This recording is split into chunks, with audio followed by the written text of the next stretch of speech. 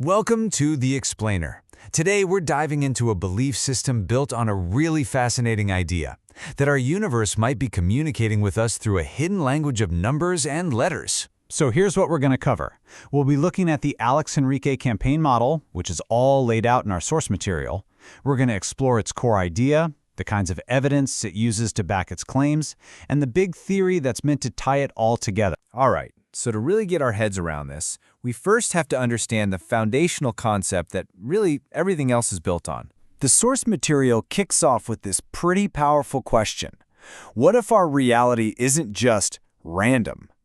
It suggests that everything is actually structured, almost like a divine blueprint, and that language and numbers are the very keys to reading it. And the key to unlocking this whole code, according to the source material, is this ancient practice called gematria. Now, this isn't presented as just some fun numbers game.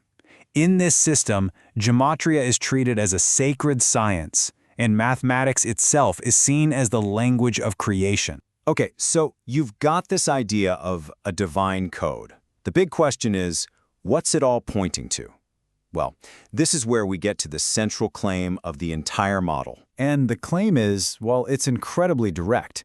According to the analysis presented in the sources, everything, all these numerical patterns, the synchronicities, the visual cues, it all funnels down to one single conclusion: identifying a modern person as the returned Christ. So you hear a claim that big, and the next logical question is, how, right? How exactly does the model use gematria to support something so extraordinary? Let's take a look at how this argument is built, piece by piece. Okay, so this is what the model presents as its absolute cornerstone piece of evidence. It's a claim of a direct numerical match between the name Alex Henrique Campaign and Jesus of Nazareth. Now, the key here, according to the source, is that this match isn't in just one gematria system, but across two different ones. It's framed not as a little hint, but as a profound mathematical equivalence. But then, the model takes this idea and just blows it wide open. It asserts that the entire English alphabet, the literal building blocks of our language, is itself encoded with a numerical signature. And that signature, it claims, is an exact match for phrases like the manifestation of Jesus Christ. The implication is that language itself is a carrier for this divine message. Then there's this number, 1972. Now, according to the model, this isn't just any old year.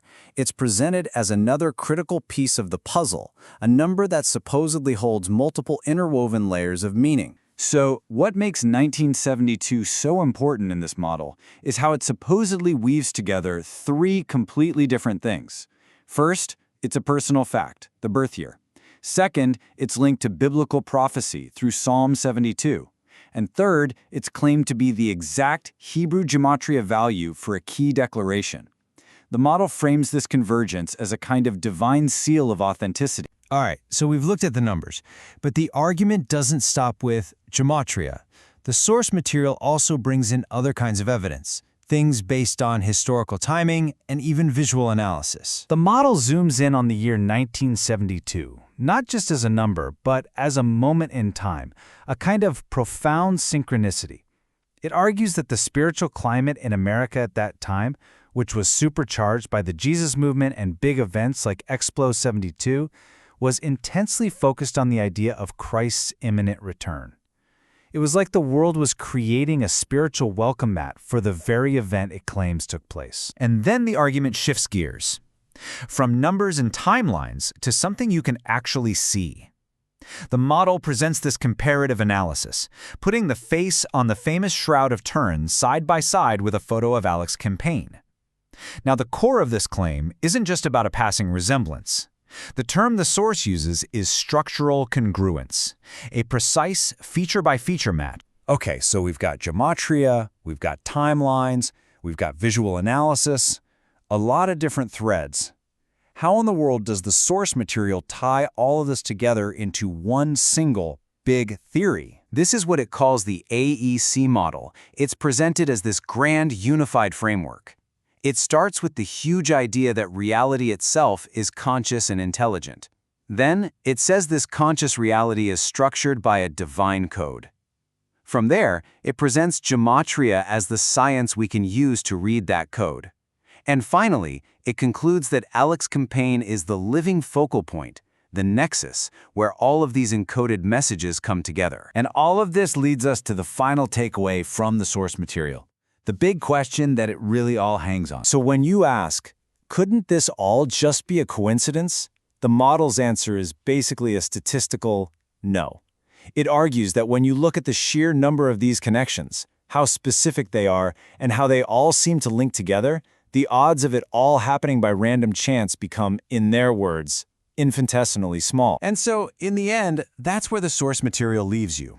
It frames all of this not as absolute proof, but as a choice of how you interpret it. Are you looking at an unbelievably complex pattern of pure coincidence, or are you looking at what the model claims it is, the signature of an intentional, hidden design in our reality? That's the question it poses.